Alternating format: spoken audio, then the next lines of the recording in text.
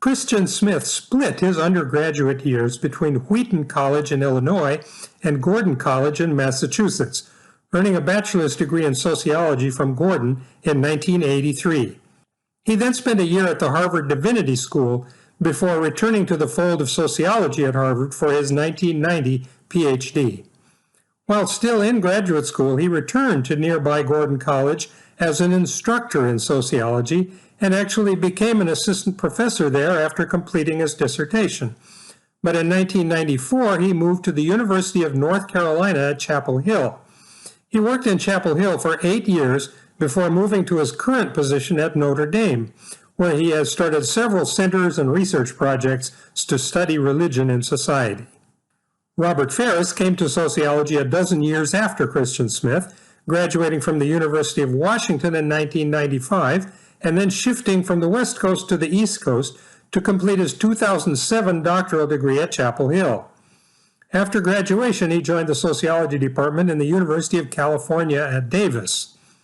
Faris first came into contact with Smith at UNC, and they wrote this paper together while Faris was a graduate student and Smith was the associate chair of the sociology department. One of 3 articles Faris published as a co-author with Smith on religious topics, while Faris was still a graduate student. Since graduate school, his work has not returned to the topic of religion, focusing on peer networks of adolescents. This article gives us the big picture overview of the persistent status hierarchy among the many religious denominations in American society, this time examining several of the dimensions used to define social class, and showing that depending on which dimension you choose, a particular denomination may appear at different levels of that hierarchy. Research connecting religion to stratification of people into social classes often settles, as we have seen, on measuring social class in terms of the formal education that people have completed. This is a convenient shortcut for measurement because most people complete their highest level of educational attainment near the beginning of their careers early in their adult lives. Some individuals do go back later in life and add more educational credentials, but for the most part, this measure remains pretty steady throughout the rest of people's adult lives. This is not usually the case for income, which usually increases with age, at least up to a point, even for people who never change careers. Those careers can actually shift from one job to another, too, so both income and prestige measures of occupations must take into account variations in age over the course of adult life. This makes it more complicated to estimate statistical links between such measures of class and people's religious identities. But Smith and Faris are determined to go beyond the common reliance on just education as a measure of social class standing. They want to compare all 3 dimensions to see whether different religious groups line up in the same order with respect to all 3. It is important to keep in mind that they are not concerned here to settle the question of causal order or direction. It could be that people at different levels of social class sort themselves into different denominations, so that we can think of social class as the active element and religion as a result. Similar patterns of correlation between religion and class also could come about if different religious backgrounds place people in different social networks of opportunity and predispose them to end up eventually in different social class positions. Either way, the result could look the same. Smith and Faris simply want to know whether the connection is there in the first place so that there's something to explain one way or the other. When they tackled this research problem some years ago, a big debate was going on in the sociological study of religion about the stability of class differences between different religious groups. Some scholars had started suggesting that the class distinctions observed in earlier studies, such as the landmark article by Goldschmidt, were fading away in contemporary American society as people ended up in vast, homogenized suburbs where most people were simply middle class, and their denominations all started to resemble one another in many respects. Since we've passed the high water mark of the middle class in the United States and are moving rapidly back to a society featuring more and more sharper class inequalities, that debate is pretty well settled, and people who look at these issues can see that the various Protestant denominations in particular still sort themselves out by social class. To study the different dimensions of class, Smith and Faris turned to the General Social Survey that shows up so often in studies of religion in America, since that is one place where you can ask questions about religion. Since they're not concerned about causal ordering, they do not bother with the GSS question about your religious affiliation when you were growing up with your parents, though it would be interesting also to see how that lines up with their various class measures.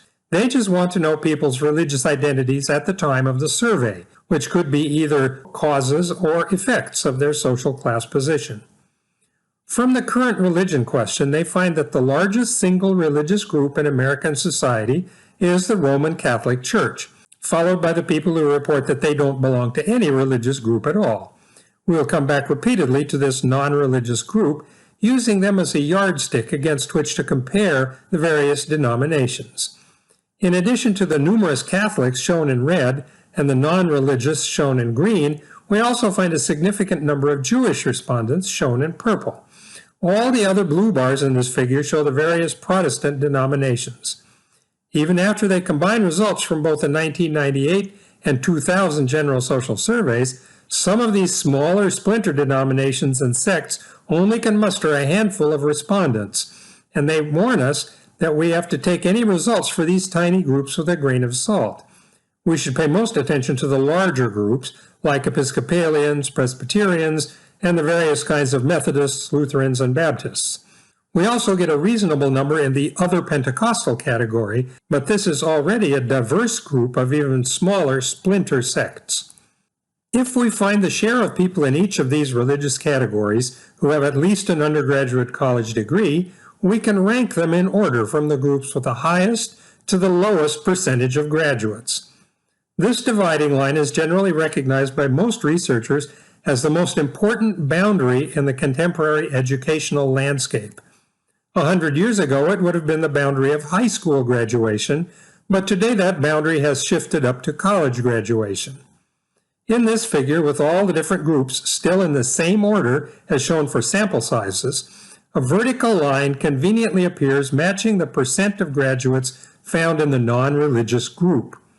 All denominations above them in the figure have higher percentages of graduates, and all denominations below them have smaller percentages of graduates. The most educated religious categories turn out to be the Unitarian, Jewish, Episcopal, and Presbyterian groups, but we have to remember that there were only 18 Unitarian respondents in the 2000 General Social Survey, so we have to look at that particular denomination with plenty of caution. This also applies to the United Church of Christ, which mustered only 17 GSS respondents. After that more educated group at the top of the chart, we find a great middle mass of denominations that are all in the range of 20 to 30% with college degrees. We could think of these as the core of the American middle class. This group includes the Mormons, Methodists, Lutherans, and also the American Baptists, the northern branch of the predominantly white Baptist congregations, from which the Southern Baptists split off over the issue of slavery just before the Civil War. The non-religious group also appears in this pack, confirming the interpretation that we're in the middle of the American class system. The large number of Roman Catholics balance out at the bottom end of this central pack of Protestant denominations, again with just over 20% graduating from college. After that, we drop down into the teens for the percentages of graduates in the remaining group or less. Here we find the Southern Baptists, other non-denominational churches, the Seventh-day Adventists, various Pentecostal sects, and the Jehovah's Witnesses at the bottom of the list, with only 7% who have finished college. At least if we measure social class by formal educational attainment, as so much social research frequently does, we find a very clear and strong hierarchy of religious denominations that reminds us quite a bit of the same pattern described by Goldschmidt more than half a century earlier. Social class, it seems, is here to stay in American religion. Smith and Faris are not satisfied to show us the educational gradient that clearly does order U.S. religious groups into a sharply ranked hierarchy. Other researchers often just assume that the money follows the diplomas, and that the correlation between education and income is so strong that you don't really need to bother with measuring both things. In general, this is true, at least to an extent. For example, if we plot the percent of people with college degrees on a horizontal axis, as in this figure, and the average income of people living in different states on the vertical axis, we see that the cloud of dots representing the 50 states follows an increasing pattern from lower left to upper right. The states with the highest share of educated people also have the highest average incomes. Of course, here again, the causal arrow is going in both directions. People with higher education may get better jobs and make more money, but people with more money also may send more of their kids through college too, and those kids then may make more money just like their parents. And there are some states way above the average regression line with more money than they should have for their level of education, while other states fall below the line, making less money than they should based on the shares of their people with college degrees. The correlation is far from perfect. If we turn from aggregate statistics like those for states and look at individual people, you probably have no trouble thinking of people who make fabulous amounts of money without college degrees. Taylor Swift may be the sharpest accountant in the music industry, continuously piling up her enormous fortune after barely finishing high school, in fact going back to get her diploma after dropping out to become a fabulously wealthy music star. It didn't hurt her, though, to have highly educated investment brokers for parents. Bill Gates, one of the richest men in the world, did attend Harvard for a while, but he dropped out of college without getting a degree because he'd already figured out how to take over the world with Microsoft and didn't need to take any additional classes after that. Since we pay so much attention to the people who achieve the highest success in income, it is easy to name many more such cases of mismatch. Probably you have a lot more trouble to name examples of people who have achieved the highest levels of educational success, but who then failed to turn that achievement into top incomes and enormous wealth. While we often say, "Show me the money" in America, not many people say, "Show me the diploma." With a significant amount of mismatch going on between education and income in both directions, what will this mean for income rankings of different religious groups? In this second set of results from Smith and Faris, we see some very interesting variations from the original clear educational hierarchy. In this figure, the different religious groups are still listed in exactly the same order as for sample sizes and percentages with college degrees. Again, there's a vertical line matching the average value of $29,000 a year for the non-religious group. Remember, this was 20 years ago when $29,000 meant quite a lot more than it does today. The first thing you should notice is that the range of variations around this benchmark is much smaller than it was for education. The most educated groups had more than twice as many college graduates as the non-religious, and the least educated denominations had less than a third as many graduates as the non-religious. When we look at incomes, no group averages twice as much money as the non-religious reference group, although Jewish respondents come close.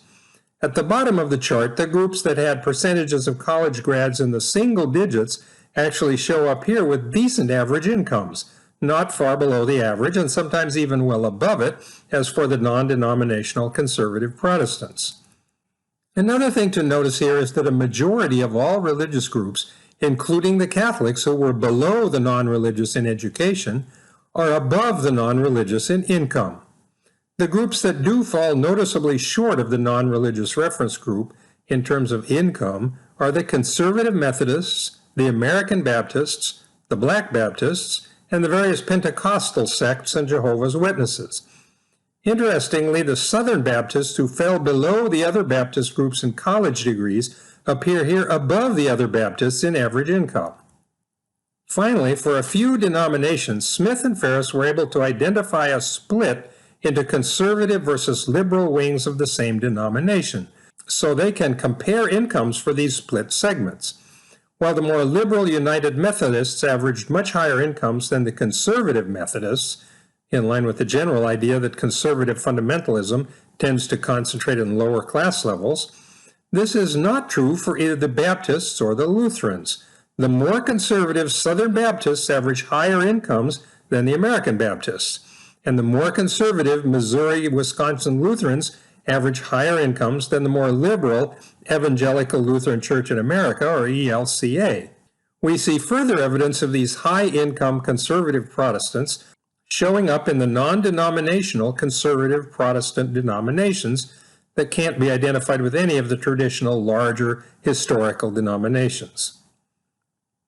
While these income patterns are very interesting and might lead you to lots of other comparisons and conclusions, we also ought to stop and recognize another special limitation of this particular chart.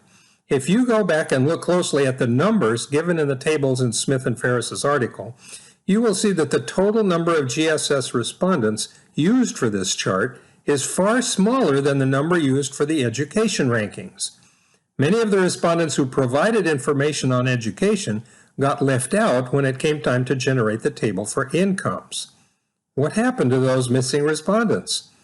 The answer must make you think again about these results shown in the chart. The only people used to generate this chart are people who reported incomes. If you don't have any income because you weren't even in the labor force, then Smith and Faris dropped you out of their analysis. This includes retired and disabled people, housewives, students still in school and not in the labor force, and anybody else who was just not working. The fraction of people left out in this way was not trivial. If we were to add them all back in and give them all zero income, what might happen to the patterns here? Maybe one day you might sort this out for us. For now, we'll just work with these patterns they give us. The final dimension of social class examined by Smith and Faris has to do with your job, your occupation. The Dictionary of Occupations compiled by the Census Bureau, yes, there really is such a thing, is a huge, thick volume filled with detailed 4-digit codes matched to specific occupations. This means there can be up to 9,999 different categories of occupation, and they are definitely not all lined up in a single dimension. They're all over the map. How can we compare occupations? Scholars have wrestled with this problem for generations now and have developed two distinct types of solution. First, you could look at the education and income typical for a specific occupation, such as an elevator repairman or a pediatric oral surgeon. This is a good way to evaluate jobs in terms of the other two dimensions of class already considered. But by that very token, such a measure wouldn't add much to what we already know from the other two. Second, you can try to get a completely separate measure of the status of a particular job without looking at those first two class measures. You could assemble a representative national sample of people and give them big stacks of cards with different jobs printed on them, and ask everybody to rearrange the stack so the most prestigious jobs are on top and the least prestigious are on the bottom. This is called the card sort method. And if you do this with a big sample of people, you end up with consensus rankings or scores for all the occupations. Then every GSS respondent's reported occupation can be given a score that comes from the consensus rankings from your sample. The top occupation gets a score of 100, and the bottom occupation gets a score of 1. Using this approach, the non-religious group of respondents that we're using as a benchmark averages a prestige score of 44 out of 100 across all their different reported occupations. Looking at this figure showing the results reported by Smith and Faris, we see at once that there's hardly any variation in this average prestige score across all the different considered religious groups. In fact, there's probably much more variation in occupations and occupational prestige within each of these groups than there is between different groups. While there may be quite a sharp sorting of religious groups by education, and also to some extent by income, this prestige dimension of social class apparently is only a minor feature of the American class system. This is not actually surprising, because theorists of social class have speculated that in a society undergoing fairly continuous, rapid changes in technology and social organization, education and money will be the main criteria for ranking by class.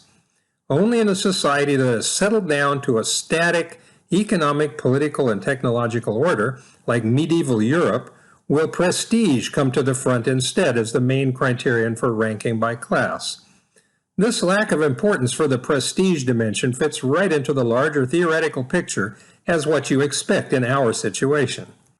The other important thing to notice about these prestige averages for religious groups is that there's no clear tendency for even the small range of variation we find to rank these groups in the same order that we saw for education. In the range above the non-religious group, there are 4 groups with higher average prestige than they have. In the range between the non-religious and the Catholics, we find 3 more groups with prestige above that for the non-religious. The Catholics are right at that same score as the non-religious. Then in the range for groups below the Catholics, where education percentages were only a third of the levels observed in the top range, we again find 3 more groups with higher prestige averages than the non-religious group. In other words, the variation that does exist in prestige scores ranks these groups in some other order, not the one observed for education at all. This answers a key question. Smith and Faris wanted to know whether each of these dimensions of social class would rank religious groups in parallel in the same order. The answer is a clear no.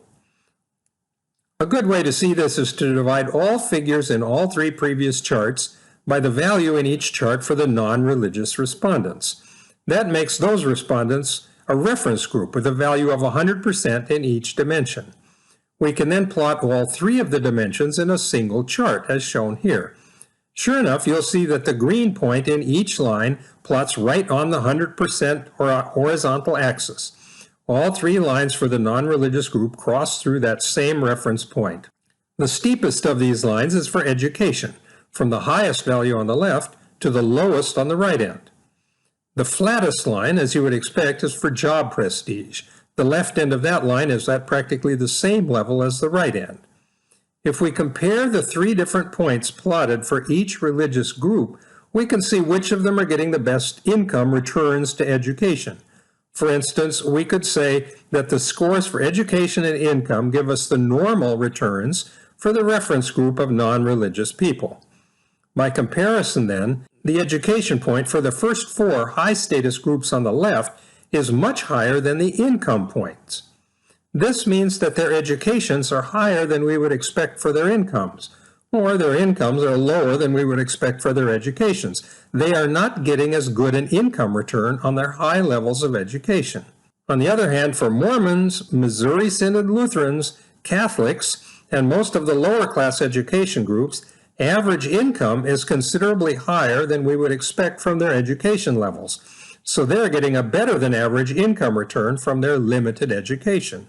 In a few cases, such as the Methodists, Lutherans, and Black Baptists, people appear to be earning just about what we would expect based on their education, if we take the non-religious people as a yardstick for what to expect.